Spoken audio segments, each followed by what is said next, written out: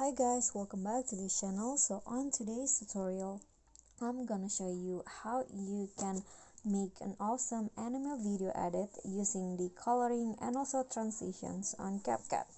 So first you need to add your anime video, and for the coloring you can just use this filter. So go to filter and find the night category and select the holy night.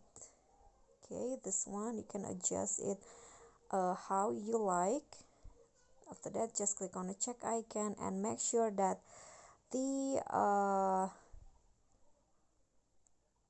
filter is applied to all of your video like this.